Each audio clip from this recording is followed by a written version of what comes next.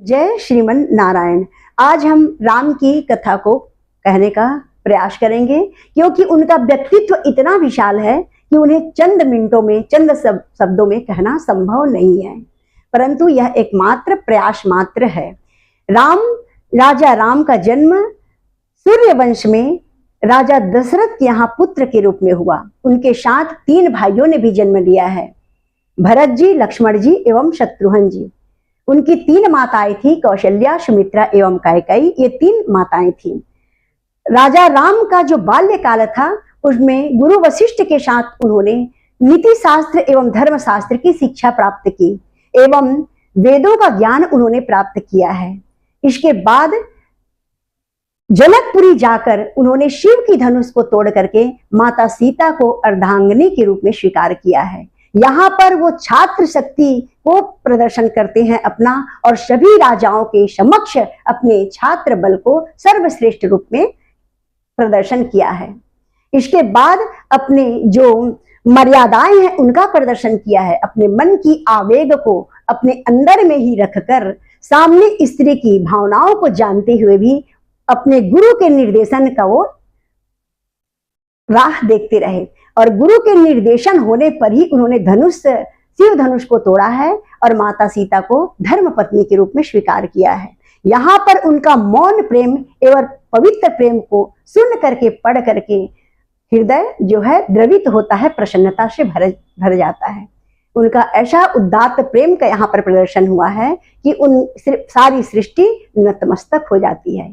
इसके बाद उन्होंने अयोध्या में 12 वर्ष तक माता सीता के साथ रह करके सुखमय जीवन जिया, राजमय जीवन जिया है।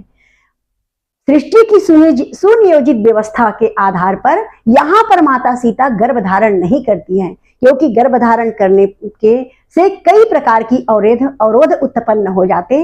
इसलिए सृष्टि की ऐसी व्यवस्था थी कि उस समय गर्भधारण नहीं होता है।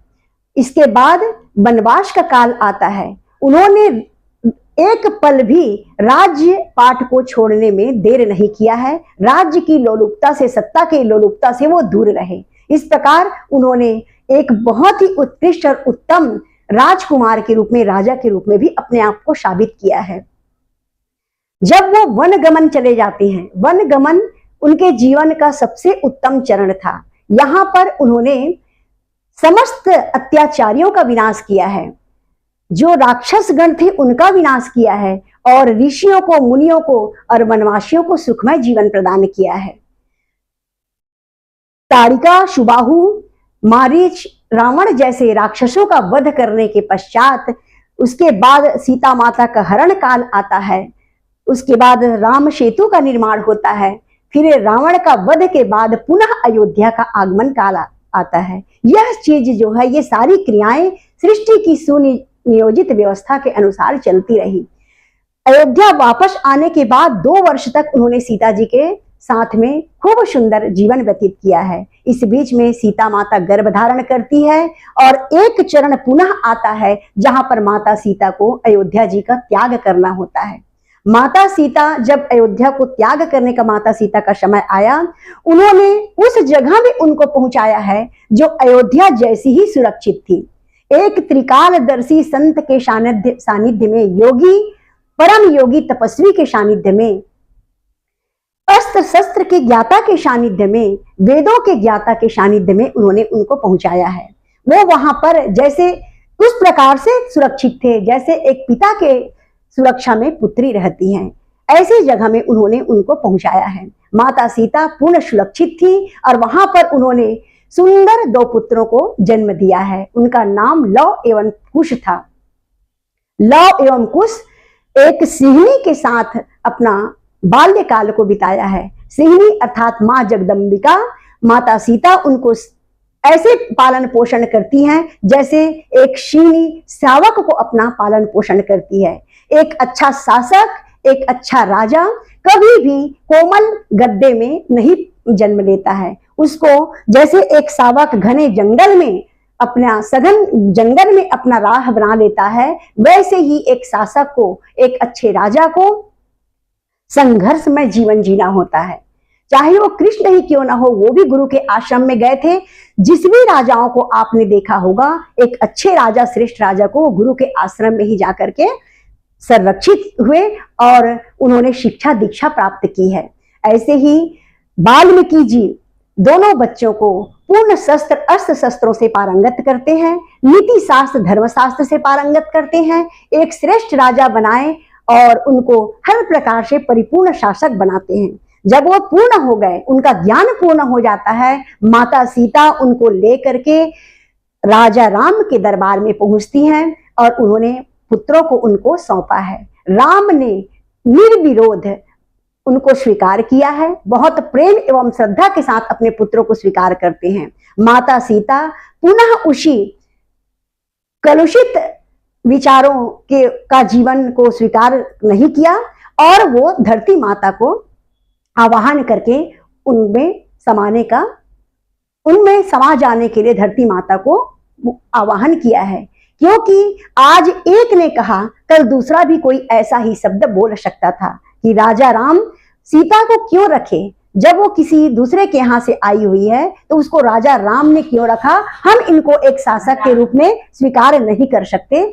ऐसा जब बातें एक उठा सकता है तो ऐसा दूसरा भी कोई कह सकता था। इसलिए माता ने उस कलुषित वातावरण में पुनः जीवन जीना उचित नहीं समझा और वो चली जाती हैं धरती माता के गर्भ में। राम अपने छत विछत हृदय को लेकर के खड़े रह गए उनको देखते हुए, जब तक सीता माता पाताल में प्रविष्ट नहीं हो जाती है। श्री राम सीते ऐसा कहते हुए एक टकटकी लगाकर देखते रह गए। उसके बाद अपने हृदय को, मन के आवेगों को थामते हुए उन्हें अपने दोनों पुत्रों को संरक्षण प्रदान किया है। बहुत काल तक माता एवं पिता का प्यार उन्होंने उनको दिया है और पूर्ण रूप से एक योग्य राजा बनाने का उन्होंने राजा बनाया। पूरा अपनी संरक्षण में अपनी पूर्ण योग्यता उनको प्रदान की। वैसे तो ऋषि बना चुके थे वाल्मीकि जी, परंतु जो भी उनसे बन सका उन्होंने और भी उनको एक उत्तम योग्य शासक बनाया। जो संसार का कार्य कुछ बचा रह गया था, उन कार्यों को पूर्ण करते हैं। उसके बाद अपने कुश को दक्षिण कौशल का शासन प्रदान करते हैं। दक्षिण कौशल अर्थात छत्तीसगढ़ का राज्य। आज हमारा छत्तीसगढ़ राज्य में जो राज्य है वो कुशावत क्षेत्र कहलाता था। इस कुशावती क्षेत्र को ही दक्षिण कौशल कहा गया है। इसको कुश को प्रदान करते हैं। और उत्तर कौशल अर्थात जिसकी सीमाएं लाहौर तक थी, लाहौर में आज भी उनकी समाधि बनी हुई है। जो समाधि है वो सुरक्षित है। ये ईश्वर की कृपा है कि आज भी लाहौर में उनकी समाधि सुरक्षित है। राजकुमार लव की समाधि आज भी सुरक्षित है। इसके बाद राम अपने शरीर को शरीरों में विलीन करने के लिए जाते हैं। अपना वास्तविक स्वरूप, अपने निज स्वरूप को धारण करने के लिए निकल गए शरीर की ओर और शरीरों में जाकर के अपने शरीर को ऐसे विलीन कर दिए जैसे कपूर अग्नि में जाकर के विलीन हो जाता है। जब वो शरीर में प्रवेश करते हैं तब क्या हुआ, वो अपने शरीर को त्याग नहीं करते, अपने शरीर को वो परिवर्तन करते हैं। बहुत सुंदर नील वर्ण में चतुर्भुजी रूप में आते हैं और अपने साकेत धाम को गमन करते हैं। साकेत धाम जाने के समय सब लोगों ने देखा भगवान ने अपना रूप परिवर्तन किया है। सारे देवताओं ने उनकी स्तुति किया है, फूलों की वर्षा की है और भगवान अपने निज धाम साकेत धाम को चले जाते हैं। इस प्रकार भगवान श्री राम का जन्म, उनकी जीवन की लीलाएं, उनका कार्य क्षेत्र इतना विशाल है, न भूतो न भविष्यति। वैसा शासन, वैसा राज्य काल न कभी हुआ था और न कभी हो सकता है। वो उनका कार्यकाल, वो स्वयं कालातीत है, काल से परे हैं। आज भी उनका व्यक्तित्व, उनका आदर्श मानव जीवन के लिए प्रकाश स्तंभ का काम करता है। समाज और शासन आज उनके निहित आदर्शों पर ही चलती है। आज भी उनके आदर्शों का पालन किया जाता है। हर मनुष्य के अंदर में राम जीवित है, करुणा के रूप में, दया के रूप में, प्रेम के रूप में, भक्ति के रूप में, एक श्रेष्ठ शिष्य के रूप में, गुरु के रूप में, पिता के रूप में, श्रेष्ठ भाई के रूप में, श्रेष्ठ पति के रूप में राम आज भी समाज में जिंदा है। प्रेम से बोलिए जय श्रीमन नारायण।